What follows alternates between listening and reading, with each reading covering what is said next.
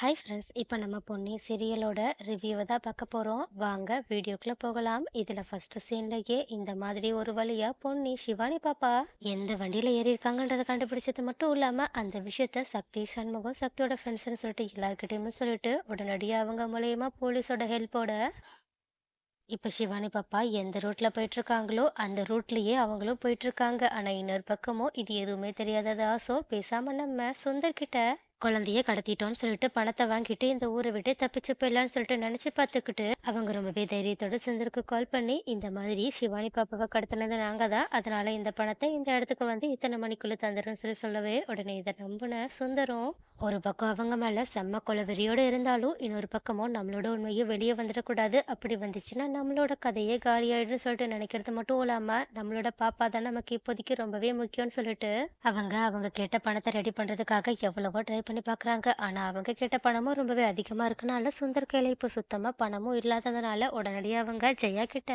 இந்த உதவியை கேட்கலான்னு சொல்லிட்டு வீட்டுக்கு போனது மட்டும் இல்லாம ஜெயாவை தனியா கூப்பிட்டு வச்சு அத்தை இந்த மாதிரி சிவானி பாப்பாவை கடத்தினவங்க எனக்கு கால் பண்ணாங்க அப்படின்னு சொல்றாங்க. உடனே இதை கேட்டுட்டு ஜெயா செம்மையா ஷாக் ஆனது மட்டும் இல்லாம சுந்தர் கிட்ட கேள்வி மேல கேள்வியை கேட்க ஆரம்பிக்கிறாங்க. அது மட்டும் இல்லாம வாங்க நம்ம இப்பவே போலீஸ் கிட்ட இதை பத்தி சொல்லலாம், அப்பதான் அவங்க நம்மளோட குழந்தைய சீக்கிரமா கண்டுபிடிச்சு தருவாங்கன்னு சொல்லிட்டு அவங்கள போலீஸ் ஸ்டேஷனுக்கு கூப்பிட. ஆனா இதனால பயந்து போன சுந்தரம் ஜெயா கிட்ட நம்ம போலீஸ் ஸ்டேஷன் போனா நம்மளோட குழந்தைய நம்மளால உயிரோடையே பார்க்க முடியாது, ஏன்னா எனக்கு கால் பண்ணி மிரட்டினவங்க நம்மளெல்லாம் கிளியரா போலீஸ் ஸ்டேஷனுக்கே போகக்கூடாது சொல்லியிருக்காங்க. ஒருவேளை நம்ம போறது மட்டும் அவங்களுக்கு தெரிஞ்சா கண்டிப்பா அவங்க குழந்தைய ஏதாவது பண்ணிடுவாங்க அத்தை, அதனால நம்ம இந்த ரிஸ்க் எடுக்க வேண்டாம்னு சொல்றாங்க. உடனே இதை கேட்ட உடனே ஜெயா ஐயோ அப்படி வேற இருக்கா மாப்பிள்ள, இப்ப நம்ம என்ன பண்ணலாம், சிவானி பாப்பாவை நம்ம எப்படி அவங்க கிட்ட இருந்து மீட்டு கொண்டு வரதுன்னு சொல்லிட்டு கேட்க உடனே இதை கேட்டுட்டு சுந்தரும் அதுக்கு ஒரே ஒரு வழிதான் இருக்கு, அவங்க கேட்குற பணத்தை நம்ம கொடுத்துட்டோம்னா அவங்க நம்மளோட குழந்தைய விட்டுடுவாங்கன்னு சொல்றாங்க.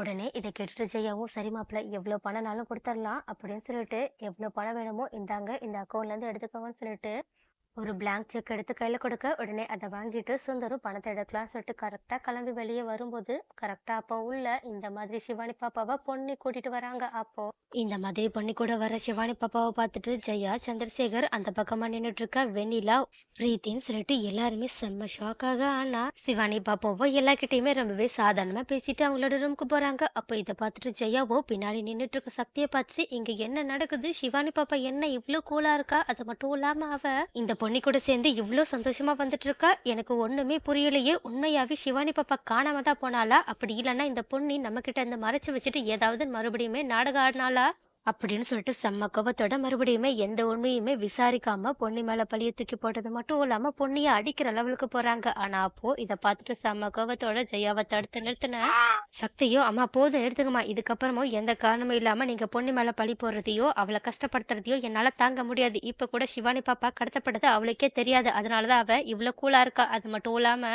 இந்நேரம் பொன்னி மட்டும் இல்லைன்னா சிவானிய நம்மளால உயிரோட கூட பாத்துருக்க முடியாது அப்படின்னு சொல்லிட்டு ஏதோ ஒரு விஷயத்த சீரியஸா ஜெயா கிட்டயும் அங்க இருக்கவங்க கிட்டயும் சொல்றாங்க. உடனே இந்த மாதிரி பொன்னி பண்ணாங்கன்றத கேட்ட உடனேயே ஜெயா இருக்கிற கோவம் எல்லாத்தையுமே மறந்துட்டு பொன்னியோட பக்கத்துல போயிட்டு அப்பனா நீ உண்மையாவே சிவானியோட உயிரை காப்பாத்துறதுக்காக உன்னோட உயிரை பணையம் வச்சியா அப்படின்னு கேக்குறாங்க. ஆனா பொண்ணுயோ எதுவுமே பேசாம தலை குனிஞ்சு நின்னுட்டு இருக்க. அப்ப கரெக்டா அங்க வந்த சண்முகமும் ஆமாமா சக்தி சொன்னதான் உண்மை, நானும் அங்கதான் இருந்தேன்னு சொல்லிட்டு அவங்களுமே பொன்னிதான் சிவானி பாப்பாவை உண்மையான கடத்தல்காரங்க கிட்ட இருந்து காப்பாத்தினான்னு சொல்லிட்டு சொல்றாங்க. உடனே இதை கேட்டுட்டு பொன்னிய கையெடுத்து கும்பிட்டு ரொம்பவே நன்றி, இப்போ சிவானி பாப்பாவை கடத்ததுக்காக உன்னோட உயிரையே இவ்வளவு ரிஸ்க்ல தள்ளியிருக்கனா கண்டிப்பா நான் இதை ரொம்பவே சாதாரணமா எடுத்துக்க முடியாது, அதனால உனக்கு நான் என் குடும்ப சார்பாகவும் என்னோட பொண்ணு சார்பாகவும் நன்றி சொல்லிக்கிறேன்னு சொல்றாங்க. அது மட்டும் இல்லாம இதுக்கு முன்னாடி உன்னை நான் மோசமா திட்டிட்டேன், அதுக்காகவும் நான் மன்னிப்பு கேட்டுக்கிறேன்னு சொல்றாங்க. உடனே இந்த மாதிரி ஜெயா சொன்னதை கேட்ட பொண்ணையும் ஷாக்ல நின்னுட்டு இருக்க சக்தியும் சண்முகமும் ரொம்பவே அதிர்ச்சியில இருந்தாலுமே பரவாயில்ல, இப்ப இவது அம்மா பொண்ணைய புரிஞ்சுக்கிட்டாங்களேன்னு சொல்லிட்டு ரொம்பவே சந்தோஷப்பட்டுட்டு இருக்காங்க. ஆனா இதை பார்த்துட்டு வயிற்றுச்சலோட நின்னுட்டு இருக்க பிரீத்தியோ ஜெயா கிட்ட ஆன்ட்டி நீங்க ஒரு விஷயத்த மறந்துட்டீங்கன்னு நினைக்கிறேன், இந்த பொன்னியால தான் சிவானி பாப்பாவே காணாம போனா, அது மட்டும் இல்லாம ஒருவேளை இந்த சிவானி பாப்பா பின்னாடி மட்டும் பொன்னி போகாம இருந்திருந்தா சிவானிக்கு இந்த நிலைமை வந்திருக்காது, ஏன் அப்படியே சிவானி பாப்பா இவ பின்னாடி போயிருந்தாலும், இவ சிவானி பாப்பாவ நல்லபடியா கவனிச்சிருந்தானாலும், நம்மளோட குடும்பமும் இவ்ளோ கஷ்டத்த அனுபவிச்சிருக்காது. அது மட்டும் இல்லாம பவானி அக்கா இப்போ ஹாஸ்பிட்டல்ல எவ்ளோ கஷ்டப்படுறாங்க. அது எல்லாத்துக்குமே முக்கியமான காரணம் இந்த பொன்னி தானே. அத நம்மளால மறுக்க முடியாது தானே அப்படின்னு சொல்லிட்டு சொல்ல, உடனே இத கேட்டுட்டு ஜெயா எப்பவும் போலயே பிரீத்தி பேச்சு கேட்டுட்டு கொஞ்சம் கடுப்போட பொன்னிய பாக்க, அதே மாதிரி வெண்ணிலாவுமே ஜெயாவோட மனசு எங்க மாறிட போதோன்ற பயத்துல பொன்னிய பத்தி தப்பு தப்பா ஜெயா கிட்ட சொல்லிட்டு இருக்கா. ஆனா பொன்னியோ இது எல்லாத்தையுமே பார்த்துட்டு யாரு என்ன வேணாலும் சொல்லிட்டு போங்க. ஆனா நீங்க சொன்னாலும் சொல்லலைனாலும் சிவானி பாப்பா காணாம போனதுல என்னோட பங்கும் அதிகமாவே இருக்கு. என்னோட தப்பால தான் சொல்லப்போனா சிவானி பாப்பாவுக்கு இந்த ஒரு நிலைமை வந்துருச்சுன்றத நானும் ஒத்துக்கிறேன். ஸோ அதுக்காக நான் உங்ககிட்ட மன்னிப்பு கேட்டுக்கிறேன். அது மட்டும் இல்லாம இப்ப நான் ஒரு வழியா சிவானி பாப்பாவும் உங்ககிட்ட ஒப்படைச்சிட்டேன். அதனால என்னோட கடமை இதோட முடிஞ்சிச்சுன்னு சொல்லிட்டு அவங்க பாட்டுக்கு கெத்தா அவங்களோட குடிசைக்கு கிளம்பி போறாங்க.